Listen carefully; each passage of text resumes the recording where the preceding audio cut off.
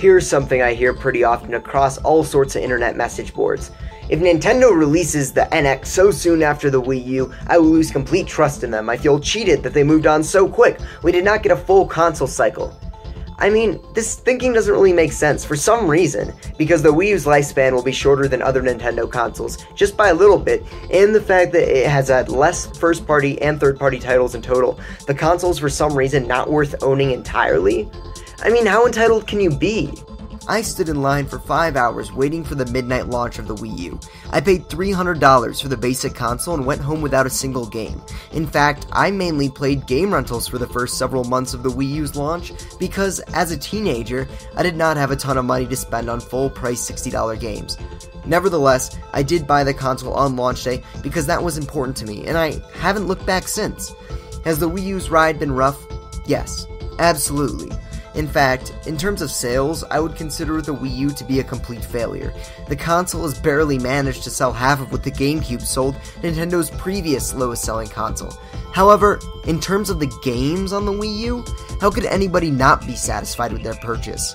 In terms of the exclusives, Wii U owners have received the following awesome games, and pardon me, but this is going to be a super fast but long list.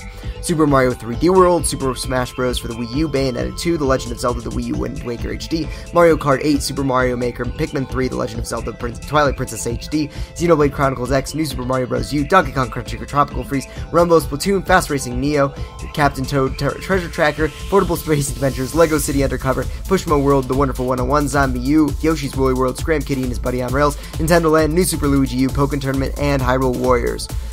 The list above contained 26 games that hold at least a 75 average on Metacritic. The list expands if you start including games like Kirby and the Rainbow Curse and NES Remix. They're solid games that failed to reach the 75-point threshold. In short, there are nearly 30 games, many of them Game of the Year contenders, that you can only play on the Wii U. If you still find yourself unfulfilled after playing through all these games, then perhaps there's more wrong with you than with Nintendo.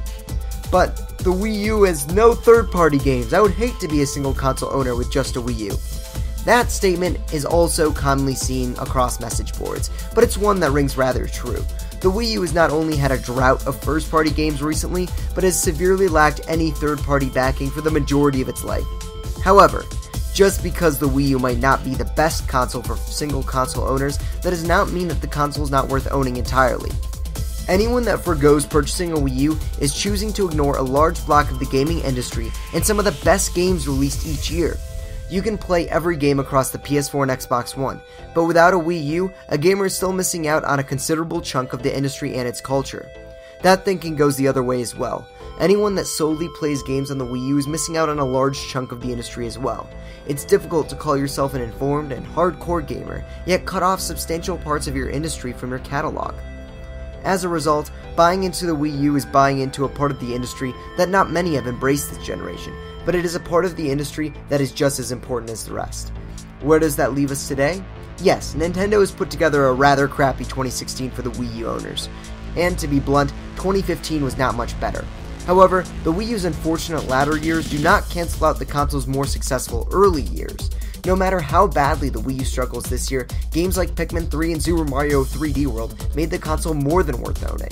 So, next time someone says that they regret purchasing a Wii U, call them out on the matter. The Wii U may have not been anywhere near the best console sold of all time, or the best in terms of games, but gamers who claim that the console does not have any exclusives to play are simply kidding themselves. There are more than enough great exclusive titles out there to justify a Wii U purchase.